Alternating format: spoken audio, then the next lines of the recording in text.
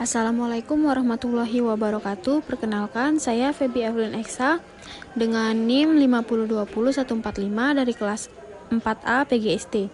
Saya akan menjelaskan mengenai elemen kurikulum 2013, kurikulum darurat, dan kurikulum paradigma baru. Bahasan pertama yaitu standar kompetensi lulusan atau SKL. Menurut Peraturan Menteri Pendidikan dan Kebudayaan Nomor 20 Tahun 2016, standar kompetensi lulusan adalah kriteria mengenai kualifikasi kemampuan lulusan yang mencakup sikap, pengetahuan, dan keterampilan.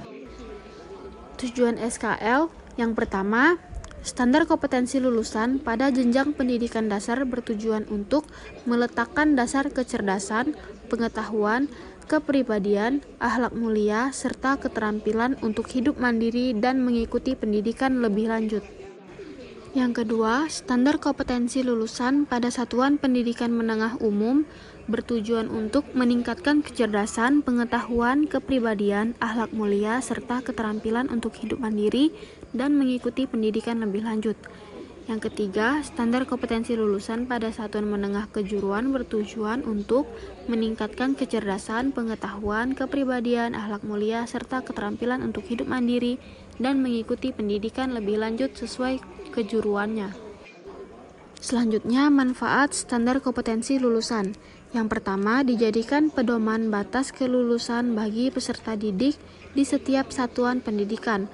Yang kedua, untuk meningkatkan kualitas pendidikan secara mendasar dan menyeluruh di jenjang pendidikan dasar dan menengah.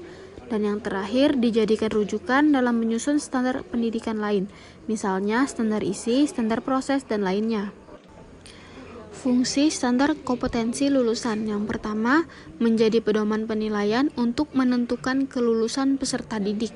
Yang kedua, menjadi pondasi dasar kecerdasan, pengetahuan, kepribadian, akhlak, dan keterampilan hidup mandiri saat berada di jenjang pendidikan dasar dan menengah umum atau kejuruan.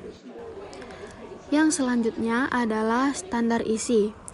Menurut Permendikbud Nomor 64 Tahun 2013, standar isi adalah kriteria mengenai ruang lingkup materi dan tingkat kompetensi untuk mencapai kompetensi lulusan pada jenjang dan jenis pendidikan tertentu.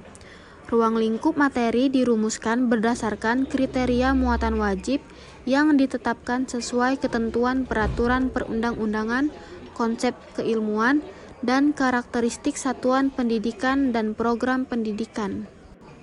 Dan yang terakhir yaitu standar proses.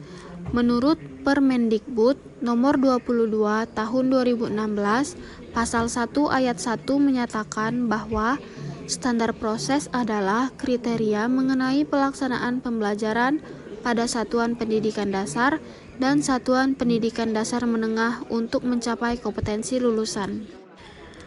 Tujuan standar proses. Yang pertama, memudahkan guru dalam membuat perencanaan di sekolah, baik perencanaan semester atau tahunan. Yang kedua, memudahkan kepala sekolah dalam memantau keberhasilan proses pembelajaran di sekolah. Dan yang terakhir, mengarahkan proses belajar peserta didik agar mengacu pada tujuan akhir yang hendak dicapai, yaitu standar kompetensi lulusan. Komponen standar proses adalah prinsip pembelajaran yang dilakukan di setiap unit satuan pendidikan haruslah mengacu pada standar kompetensi lulusan dan standar isi.